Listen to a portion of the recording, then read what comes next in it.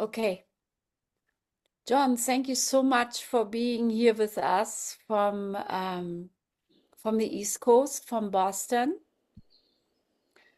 And we had a big California tour from Big Bear Retreat Center to LA to Santa Barbara, and it just has been really wonderful. And we will hope we'll have John here again with us.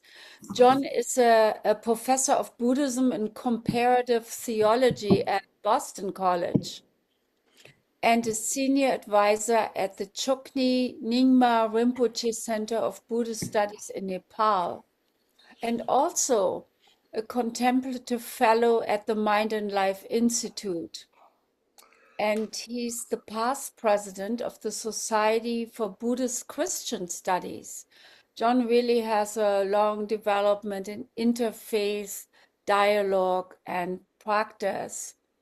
And he's the developer of our sustainable compassion training model for assessing innate capacities of compassion and awareness.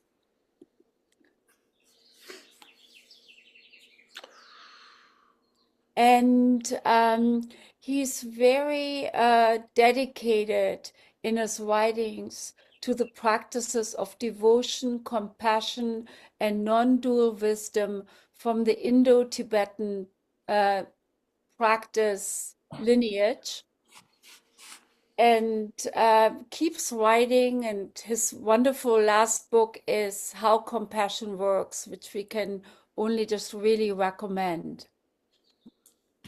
In 2000, John was ordained as a Lama in the Nyingma Dzogchen tradition of Buddhism, and he is known for guiding participants in their discovery of underlying powers of unconditional love and wisdom.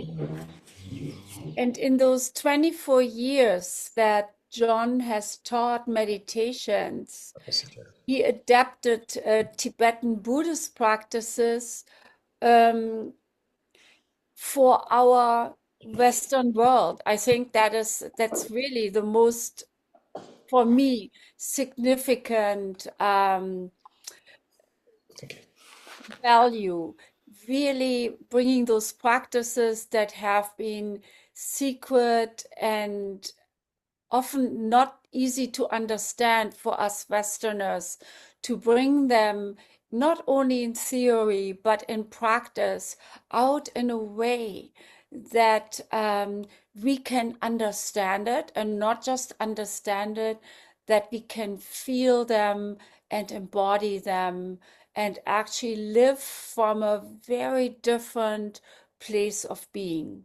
So it's quite radical for me what John is doing. But without much to do, over to you, John. Thank you, Radley. Can everybody hear me okay? Good. So thanks so much for that really warm introduction. And I want to thank Radley and Michael for organizing and hosting this regular Sunday meeting and all that they're doing with their activities and teaching. And it's been a real joy to be here with them in Santa Barbara, and working with them also and learning together. So Michael and Radley asked me to come this morning. We only have an hour, so I'll just try to give a kind of a taste of the sort of things that I try to do in retreats and workshops. In retreats, I guide meditations, which are called practices of sustainable compassion and wisdom, that I adapted from Tibetan Buddhism. And the purpose of these practices is to access qualities from our fundamental awareness, or the underlying innate capacity of our awareness, which in traditions that I teach from is called Buddha nature. So in this session, I'm going to just say a little bit about the meaning of Buddha nature in Tibetan Buddhist understanding, because that's what I'm especially drawing from. That really grounds everything I do. And then I'm going to just lead a couple of guided meditations to illustrate its meaning, so it doesn't, so that the term Buddha nature does not remain a kind of an abstraction. And I'm going to speak especially from the traditions of Tibetan Buddhism that I'm trained in, which are called Dzogchen and Mahamudra. But I'm going to aim to make what I say this morning and the meditations that I'm guiding accessible to everyone here from all backgrounds and all spiritual traditions. Okay, is that sort of clear enough? So I want to begin with a quote that I love, I think is very evocative, from a teacher in my tradition, larger tradition, Dzogchen. His name is Tenzin Wangyal Rinpoche, and this is what he said about our innate awakened nature, or Buddha nature. He said or wrote, "Unbounded space is a great gift." I'll repeat that. Unbounded space is a great gift. Infinite awareness is a great gift. And natural spontaneous warmth is a great gift. These gifts are already in us at this moment. As you recognize this, you come to know this. And this knowing becomes the greatest resource in your life. Unquote. So unbounded space, infinite awareness, natural spontaneous warmth toward all. These are the three basic aspects of our deep nature, primordial awareness, also called Buddha nature, in the understanding of this tradition. So the basic sense of this is that the basic space of our being is undivided from tremendous innate enlightened capacities. The basic space of our being is undivided from tremendous innate enlightened capacities that include powers of awareness, warmth, love, compassion, deep equanimity, natural great peace, wisdom, creative responsiveness, and much more. That, from the tradition I'm speaking from, is the deep nature of our minds, also called Buddha nature. The underlying power of our being, like with a capital B. And this nature and its positive capacities are always available below our surface consciousness. This nature and its positive capacities are always available below our surface consciousness, available right now, but are obstructed ongoingly by our kind of narrow self-clinging habits of thought and reaction, which are almost continuous.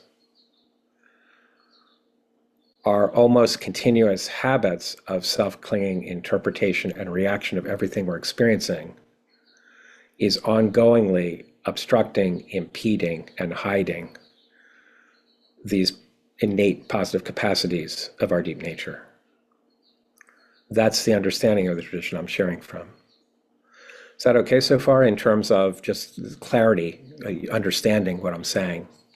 No one has to agree with anything I'm saying, but sometimes I'll just ask, is that clear enough? This is actually a really, it verges on almost unbelievable. I mean, a really unbelievable thing, but but it's also understood to be deeply true and something we can deepen into. We can come to know it directly, like Tenzin Wangyal Rinpoche just said. We can come to know it, and that knowing becomes the greatest resource in your life and for your world. So the understanding is that an enormous enlightened capacity is hidden in our being, that we've exercised also in many little moments of our lives, like moments of just natural, spontaneous warmth, resonance with others, care, insight, creativity, joy, joy in others. Those are flashes of qualities of our Buddha nature flashing out. So we have experienced this innate positive capacity of our being in many little moments of our lives or bigger moments. But it has also been ongoingly, severely limited by narrow self-clinging habits of perceiving, feeling, and reacting in us all that are almost continual. Is that clear so far? Clear enough? That's the basic understanding from the tradition I'm speaking from, and I go into all that because it actually sets up all possibilities of practice. This is kind of the ontological understanding behind all the possibilities of practice, from which we can understand what we're doing when we engage any practice, like any form of meditation or other practice. It will be informed by this background. So the question that seems obvious to raise at this point is, how are we to gain much further access to these underlying powers of our being? Right? That seems like the natural question, doesn't it? How? And the answer from not only from Buddhist tradition or Tibetan Buddhist tradition, but really I think from any deep contemplative tradition, I think from any of them that I'm aware of, the way that we gain much further access to these underlying powers of our being is through forms of practice, not just by adopting a new belief, not just by adopting a new way of thinking about things, not by becoming clever in some way of talking about all this or pretending to be something, but through forms of practice that that specifically do two things. They evoke these underlying positive capacities of our being,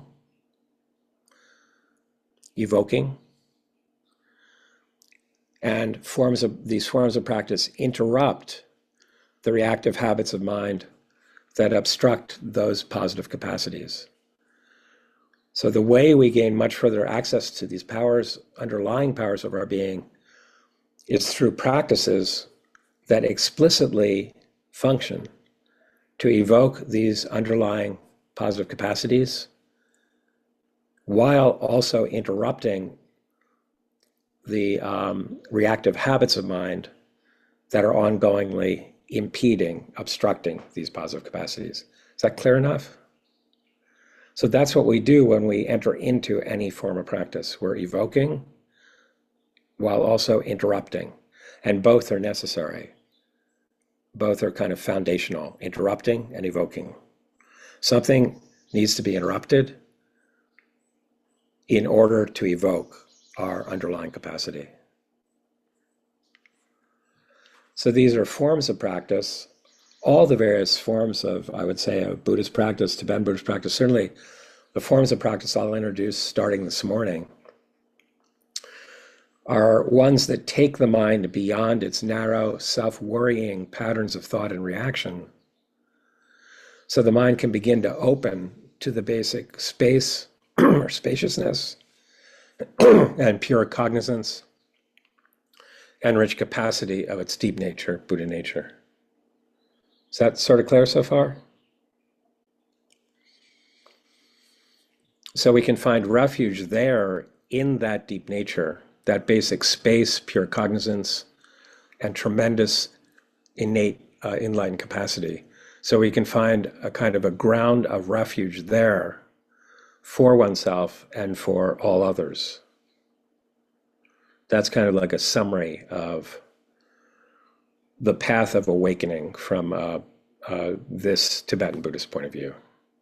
But again, I'm trying to make this accessible and understandable to people here from any background and any worldview. The invitation being, see how this may possibly resonate with aspects of your worldview or your practice or your spiritual practice. See if this in any way illumines it, aspects of it, or begins to map onto it, or helps inform it in your worldview, your world. So in this short session, I'm just going to lead one or two meditation practices for whose function is to interrupt and evoke in the way I just noted. Interrupting what has been hiding our underlying innate capacity, obstructing it, while evoking qualities of that capacity. Is that okay? So there are many ways that can begin to unfold, this interrupting and evoking. I'm going to begin with a very simple meditation with sound. It's very traditional also for Dzogchen tradition that I'm teaching from, to draw on the senses for interrupting and evoking in this way. And the instruction for this meditation with sound, I'm going to ring a bell repeatedly. First of all, can you hear it? Nodding and thumbs upping is really helpful to me. Thank you. Great. So that'll work. So I'll keep just repeating, ringing the bell.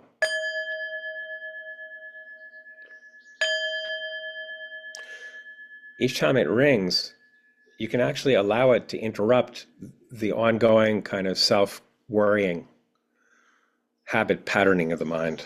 All the things that you may be worrying about, concerned about, trying to solve, problematic, trying to deal with, struggling with this, struggling with that, wondering what I'm supposed to be doing now if we're in the middle of a meditation session. This is those kind of self-worrying patterns of mind are just being repeatedly interrupted.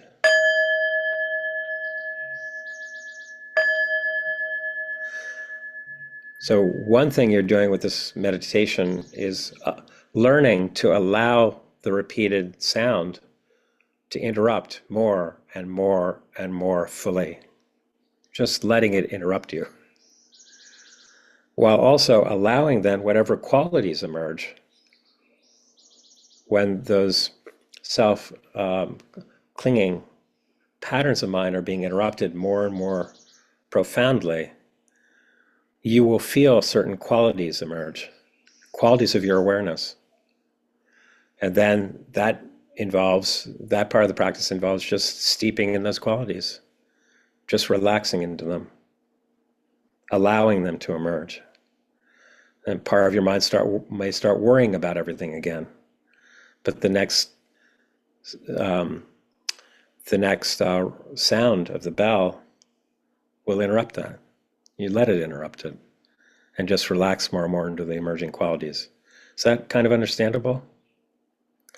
And that means the instruction becomes very simple, but very important to follow in its simplicity. For the meditation, just let the sound draw you into it more and more. It's all you're doing. You're not doing anything other than allowing the sound to draw you into it more and more. You're letting the sound draw you into meditation. You're not doing anything apart from that. And then when you notice your mind wandering, you let the sound draw you back to it and into it even more and more fully. That simple. Is that clear? Letting the sound do this. Even the sound may be drawing you into experience of more and more toward oneness with it. Maybe that'll happen. Then you just allow that. Just let it go deeper and deeper and deeper by the power of the sound alone. Not you attempting to do anything with this. Okay, so that's clear enough? Shall we explore it?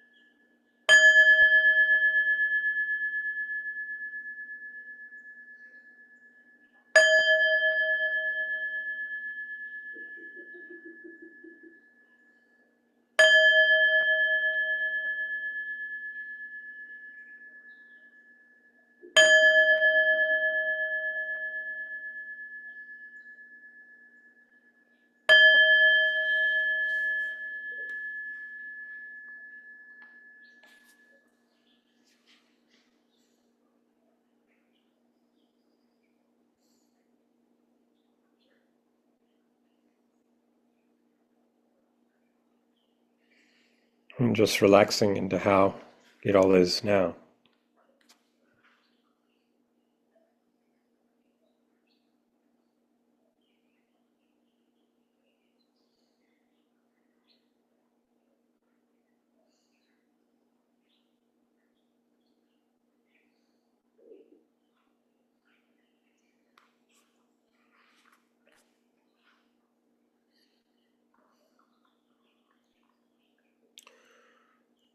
Do you notice a difference on how everything feels now compared to before we began this meditation?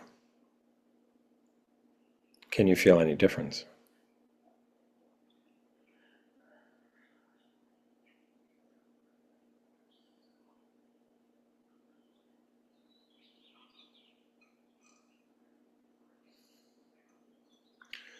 So, a question that I have for you uh, is not focusing for now on moments of distraction or moments when the mind was kind of running around, which may well also have been going on. But perhaps for some of us, there may have been moments when we found that actually our mind was settling pretty deeply into the sound. We were actually letting the sound draw the mind into it more and more. So in moments like that, when it felt like you were kind of being settled into the meditation by the sound, what felt qualities came with that experience? Try to name one. And I think for efficiency, maybe it might be easiest to put that into chat, but try to name one quality.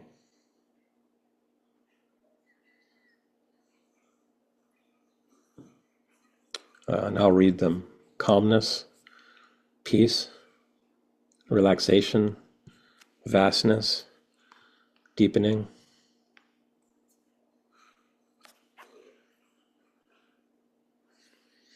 grounded,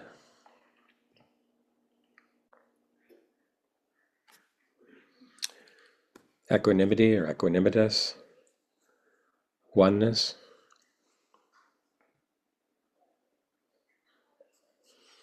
kind of melting, sense of melting, being with capital B, openness, peace, peace,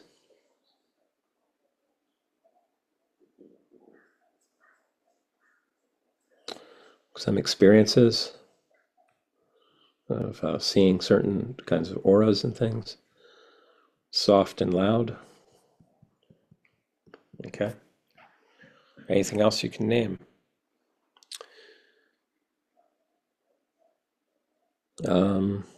Okay, then a question is coming in. Things were coming in as words, not feelings. Can you help me go deeper? I think not right now. The help will come from all this sharing right now. Feeling the sound in my body.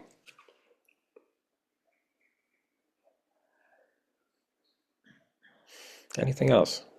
Any other quality you would name that came with this experience of settling and deepening with the help of the sound? Opening. Good. Sense of vibrating. Okay. Sense of connection, connectedness. I guess attention, fuller attention maybe. Interruption of thoughts. Okay. Harmony. Good. That's a good start.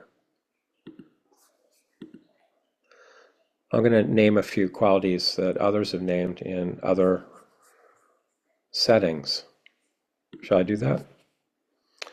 And it can be really, really helpful to really kind of listen deeply as we hear these qualities named to see if they may be resonating with us. Maybe we also experience some of these qualities, but we're not ready to name them.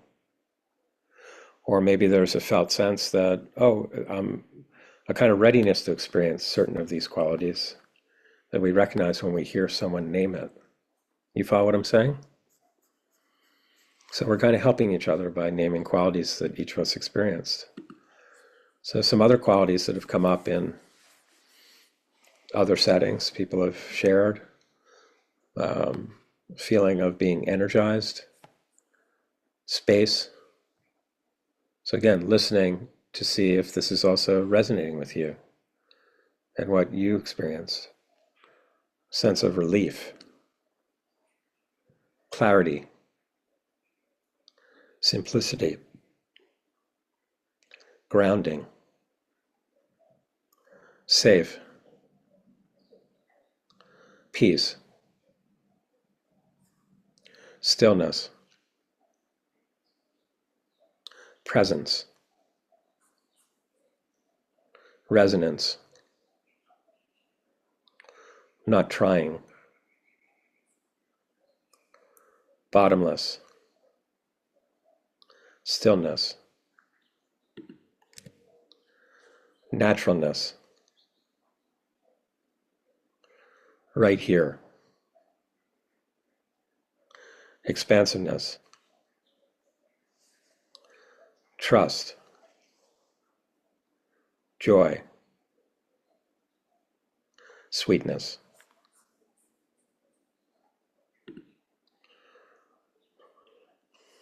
Did anyone feel some resonance with some of those qualities? Did some of those qualities name qualities of experience that you also experienced but were not ready to name, that they named it for you? You can nod if you want. It gives me some sense of communication.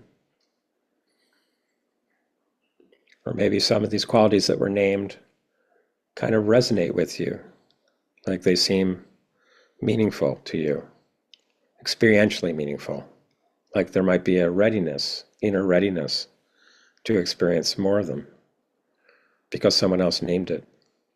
Does anybody feel that way?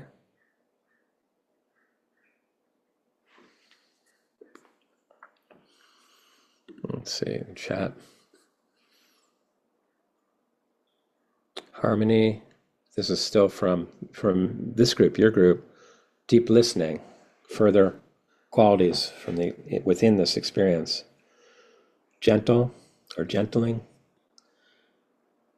being in the present, hypnotic, total relaxation. Definitely, maybe a kind of definiteness. Okay. So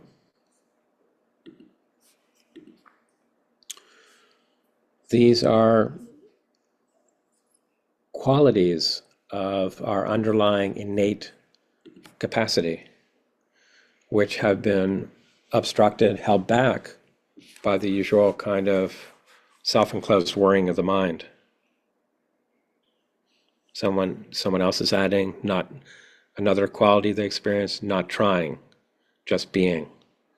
So I do think hearing others name qualities helped you maybe to crystallize, oh, this is there's some of these qualities I also experienced, should be named. Relief, yeah, see? We help each other. But these, for the most part, these are qualities of our underlying innate capacity, which, from the perspective of the tradition I'm teaching from, are actually available here, now, all the time. These qualities are the expression of an innate capacity that is always here and is ongoingly being impeded by the habit patterns of our mind, even as we fall back into those patterns right now. That's why at the end of the meditation I said just something like, how do things feel now? Do you notice how it feels? Does the way things feel now, the end of the meditation, feel differently than before we began it? Can someone notice that? Because it's showing that's in order for us in our own experience to notice the difference from when the self-grasping patterning of mind is more entirely obstructing our underlying capacities, qualities like these, and when it's less obstructing, when it's been interrupted enough to allow more of these qualities to emerge. How does that feel? To show the difference. Is that sort of clear, what I'm doing with this? And also why the short introduction I gave to all this sets up any practice, any meditation practice. We can learn better to cooperate with the practice when we understand what its primary functions are. In this case, in a simple way, to interrupt and to evoke. Something needs to be interrupted in order to allow innate enlightened capacities to emerge, to be evoked, or they cannot emerge. So all that's clear enough? This is also really foundational Buddhist teaching in general, just in trying to make accessible way of phrasing it. And now, so it's 10:36. So Radley, I could lead one more meditation practice to illustrate this practice as a way of both interrupting and evoking, or I could just open it up for discussion and questions now. So it's Well, we maybe stop do, at 11. yeah, let's do one more practice, and if you stop a few minutes after 11, that's fine too. Okay, so I'll try to do this next practice in a really concise way. I really like this one. It's okay. So the function, as I said, of every effective practice is going to be to both interrupt and evoke. Interrupt habit patterns of mind while evoking our underlying innate positive capacities, which are right here, available right now. Just always waiting for us to let them emerge, but maybe we haven't known how to very well. Except in little moments, as I said, throughout our life, little moments. Care, warmth, resonance, love, compassion, creativity, insight. We may have had lots of little moments like that, but it just sort of happens to us. We don't realize that in that moment, the ordinary obstructing habits of mind receded for a moment, and more of the power of our being was permitted to come through. It may not have been understood that way, and so we didn't know how to cooperate with that, how to learn to let be interrupted what needs to be. So something more fundamental, the power of our being, more fundamental than our habits of reaction to everything, is permitted to come out more freely.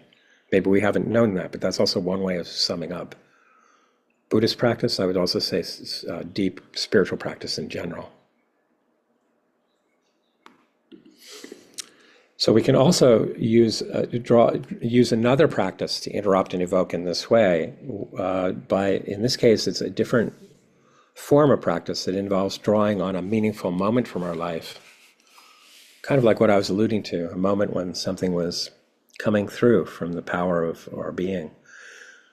A meaningful moment of our life, and we can then recall it and re-inhabit it now as a powerful means of interrupting habits of mind and evoking positive qualities of our more underlying awareness. So this is called re-inhabiting a moment when you were a caring presence to another.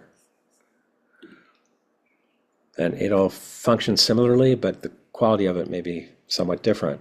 Re-inhabiting a moment that you can remember when you were a caring presence to another. So in the meditation instruction, I'm going to ask you to try to recall a moment like that, when you were a caring presence to another in a simple way. Present to another with warmth. So first, just sitting in a relaxed way. Eyes can be gazing gently downward.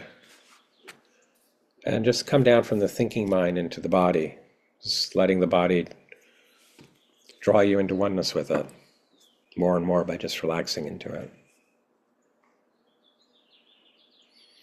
Come down from the thinking mind into the body, relaxing into the body, and feeling the body as a whole from within it.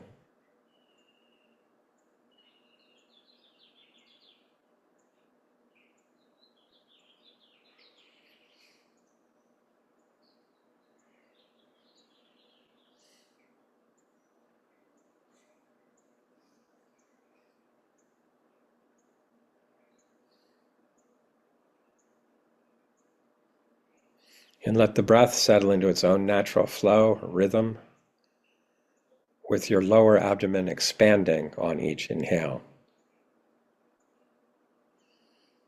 Lower abdomen expanding with each inhale.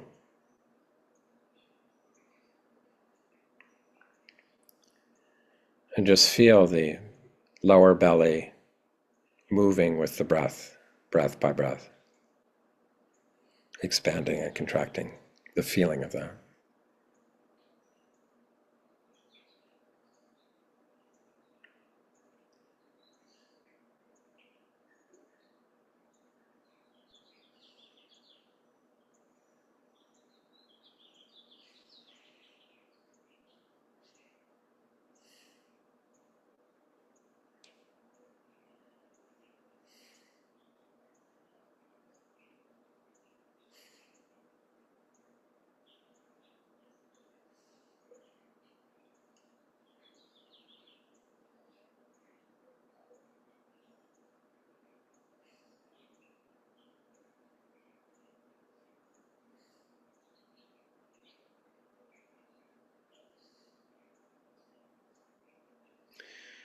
And now try to recall a moment in your life, any time in your life, when you found yourself that you were a caring presence for someone else. It could be a human or an animal, a pet. So a moment when you found yourself just naturally radiating warmth to them. Try to recall a moment like that. This is not abstract. Maybe you were radiating warmth to them, or communing with them in the goodness of their being, like it felt that way to you.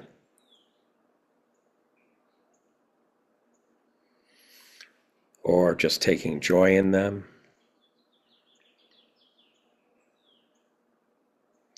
Or seeing them in their deep worth or hidden strengths, sensing that in them.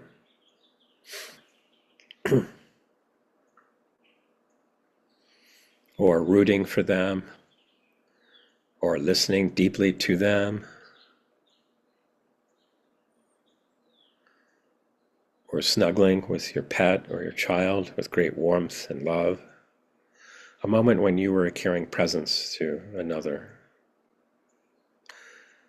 Can everybody remember a moment like that?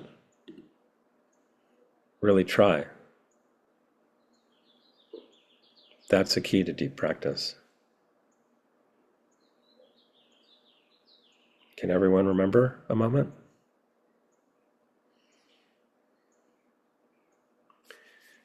So now comes the key instruction. Consider this moment not as a distant memory or an idea, but feel it as if it is happening now. Feel it as happening now.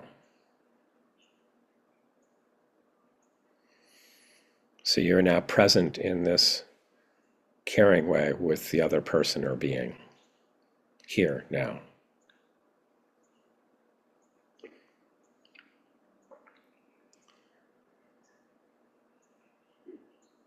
And feel the loving energy and tender qualities that come with this way of being, with this person or being.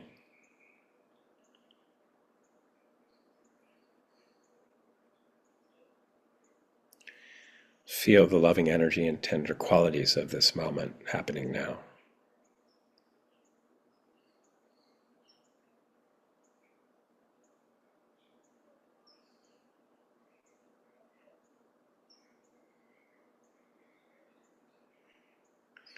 And just steep in this loving energy and its qualities, letting them flow freely through you to this other person or being that you are with. as if you are sealing them with warmth and deep well-being. As if you are sealing them with warmth and deep well-being.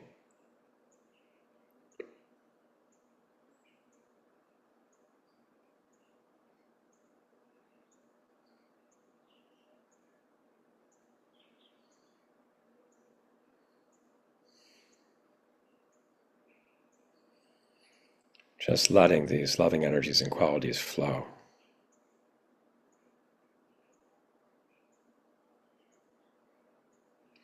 More and more fully.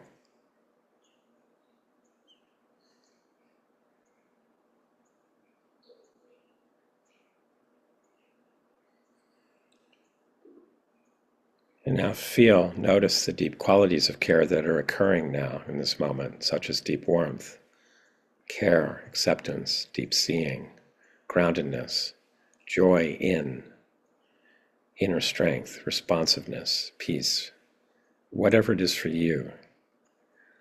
Notice, feel the qualities of care that are occurring in this moment.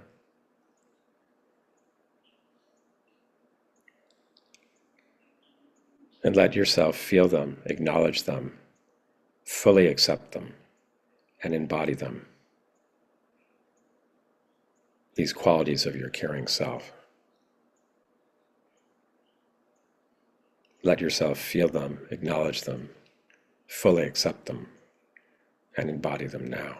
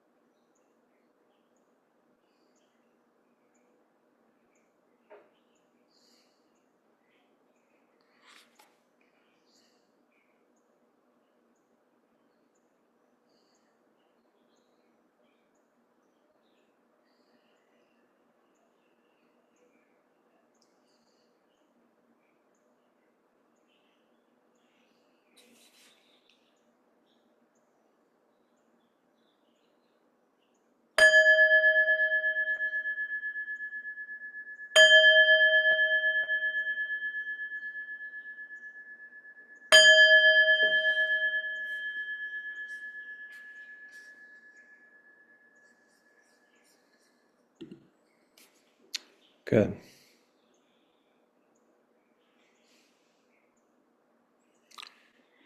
So also now, feel how things feel now,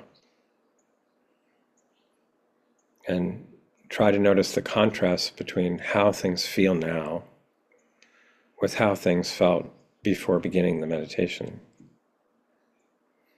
Can you notice the contrast? Anybody?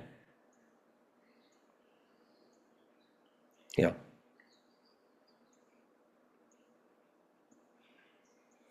So we let the flow of the meditation just continue into what we do next. And that's the key of integrating the power of meditation into our day, into our life.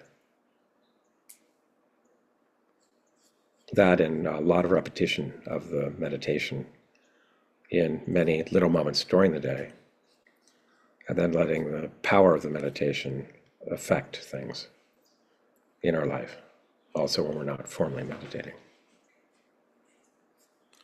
So again, the prompt comes, please, some of you are already starting to, but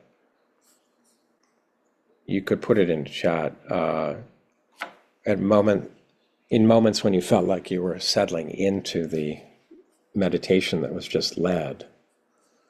in moments when you felt like you were really settling in. I'm not asking about moments of distraction. I know there are probably many of those for many of us. But in a moment when you felt like you were actually settling into this, what felt qualities came with that? Try to name one, and you can put it in chat. So deep calm, peaceful, fluidity, seamlessness. Yes, not really. Again, please really listen to this. Don't take it for granted. These are deepening experiences of everyone here in the room, and they might really resonate with you. And if they do, they're like pointing to more of what's here for each of us. Is that following what I'm saying? Does that make sense? Like it's worth listening to each other, as if this really is profound, what they're sharing? Like that? Seamlessness. Felt like lovemaking. Oh, sexual. Okay.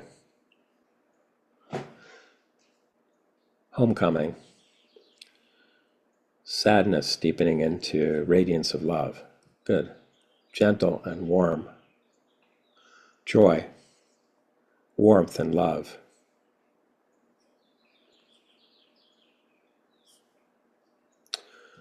Gentle sadness. Deep attentiveness. Loving kindness. Compassion and then gratitude.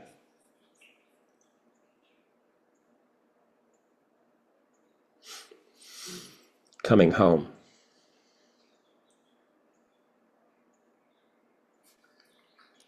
Heart opening. Caring. Good. I'll read a few more from other sessions, retreats that have come in from other people. Do you want to hear some? Is that okay? Deep peace, open-heartedness, love, compassion, joy, caring, purposeful, authenticity, dissolving of separateness, warmth, non-doing, ease, perseverance, letting be, flow, inner strength, wide open, cozy, deep acceptance, generosity, recognition, mothering, seeing, deeper knowing, upholding, communing, courage, indomitable, never discouraged, empowering.